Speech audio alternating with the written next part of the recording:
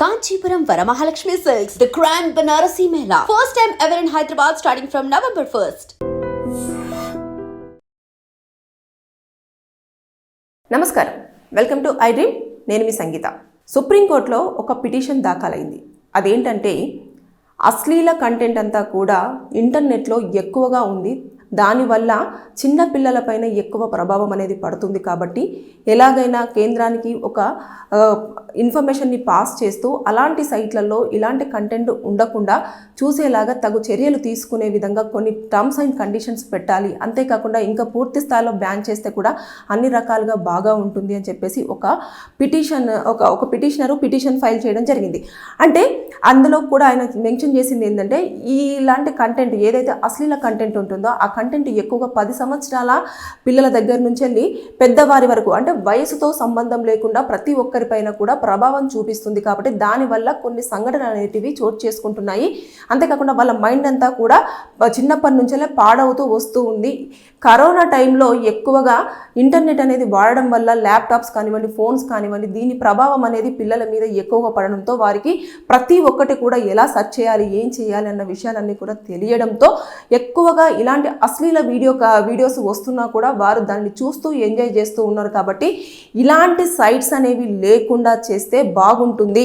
ఎక్కువగా పిల్లలందరూ కూడా మంచి మార్గంలో వెళ్ళే అవకాశం ఉంటుంది అని చెప్పేసి అందులో చాలా క్లియర్గా మెన్షన్ చేస్తూ ఏదైతే ఇన్ఫర్మేషన్ యాక్ట్ 2000 ప్రకారంగా 69A కింద కూడా కేంద్రానికి ఈ యొక్క ఏదైతే అశ్లీల కంటెంట్ ఉన్న సైట్స్ అన్ని కూడా బ్యాన్ చేయడానికి, అంటే దాన్ని మొత్తం లేకుండా చేయడానికి అన్ని రకాలుగా అధికారం ఉన్నప్పటికీ కూడా దానిపైన ఎందుకు చర్యలు తీసుకోవట్లేదు అన్న దానిపైన అతను చాలా క్లియర్గా చాలా స్పష్టంగా అందులో పాయింట్స్ అన్ని కూడా మెన్షన్ చేస్తూ ఆ పిటిషన్ దాఖలు చేయడం అయింది.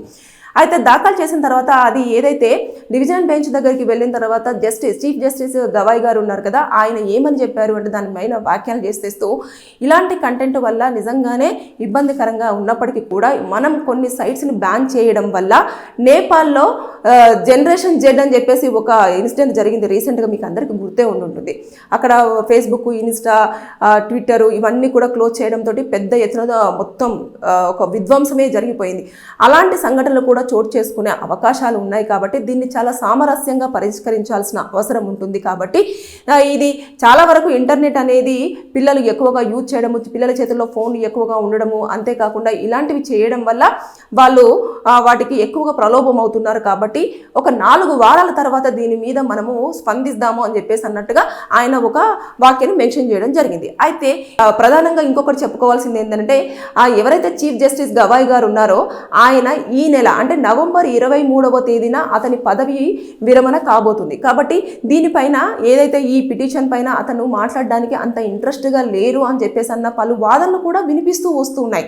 అంటే ఇంతగా సొసైటీలో దీనివల్ల ఎంతో ప్రమాదం ఉన్నది, ఇలాంటివన్నీ జరుగుతున్నాయి. ఈ మధ్య కాలంలో ఎక్కువగా ఈ అశ్లీల వీడియోస్ వల్ల జరగరాని సంఘటనలు చాలా వరకు చోటు చేసుకున్నాయి. అయినప్పటికీ అంటే వయసుతో ఎలాంటి సంబంధం లేకుండా 10 సంవత్సరాల వాళ్ళు 25 సంవత్సరాల వాళ్ళతోటి, అదేవిధంగా చిన్న చిన్న పిల్లలు పెద్దవాళ్ళతోటి, పెద్దవాళ్ళు చిన్న పిల్లలతోటి ఇలా కొన్ని ఈ వీడియోస్ వల్ల అట్రాక్టివ్ అయిపోయి సంబంధాలు పెట్టుకుంటున్న దాఖలు కూడా చూస్తూ ఉన్నాం. అయినప్పటికీ కూడా దీని మీద ఎవరు కూడా స్పందించకపోవడం చాలా బాధాకరం అని చెప్పేసి కూడా ఇందులో పిటిషనరు చెప్పినప్పటికీ కూడా ఆయన చాలా సింపుల్గా 4 వారాలలో మనం దీనిపైన ఒక నిర్ణయాన్ని ప్రకటించే అవకాశం ఉంటుంది, మీరు వెయిట్ చేయాలి అని చెప్పేసి చెప్తూ సాఫీగా దాన్ని పక్కన పెట్టడం జరిగింది. అంటే ఇదంతా కూడా మనం చూసేసుకుంటే ఈ సైట్స్ని కనుక మనం నిజంగానే బ్యాన్ చేయాలి అనుకుంటే ఇందులో మనం మాట్లాడుకుంటే దాదాపు 20 కోట్లకు పైగా అశ్లీల వీడియోస్ అన్నీ కూడా ఈ ఇంటర్నెట్లో అమ్మకానికి రెడీగా ఉన్నాయి. అంటే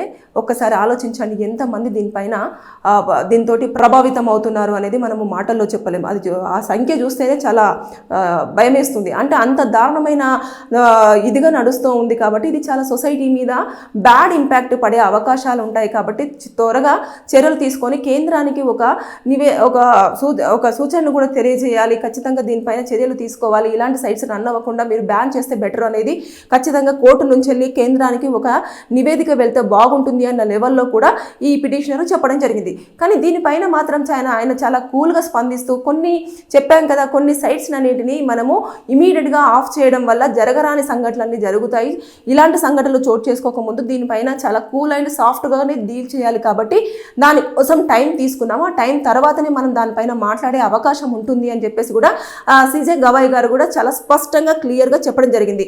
అంటే 4 వారాల తర్వాత దీనిపైన ఏదైతే ఇంటర్నెట్లో ఎక్కువగా అశ్లీల వీడియోలన్నీ కూడా ఉంటున్నాయి దానిపైన అలాంటి సైట్ల పైన బ్యాన్ విధిస్తూ అవన్నీ కూడా లేకుండా చెయ్యాలి అని ఫైల్ అయిన పిటిషన్ పైన 4 వారాల తర్వాత వచ్చే నిర్ణయం కోసం వెయిట్ చేయాల్సిందే. Thank you. And for more videos, Please subscribe to iDream. Please subscribe to iDream. Please subscribe iDream. And please subscribe to iDream. For more videos, subscribe to iDream. please like, share and subscribe to the channel. Congratulations, iDream. Subscribe to iDream. Subscribe to iDream. So subscribe to iDream Media. iDream ki iDream team andarki huge congratulations. Please subscribe iDream Media. Please subscribe to iDream. Subscribe iDream. Please subscribe to iDream. iDream అంటే నా కళల ఛానల్ను subscribe చేసుకున్న నోరు తిరుగుతలేదు, మీరైతే గంట గుర్తు కొట్టండి. For more such videos, please subscribe to iDream. Subscribe to iDream. Please subscribe to iDream. Please subscribe iDream Media. Please do subscribe to iDream. Please subscribe to iDream Media. For best entertainment and information, please subscribe iDream. And don't forget to subscribe to iDream.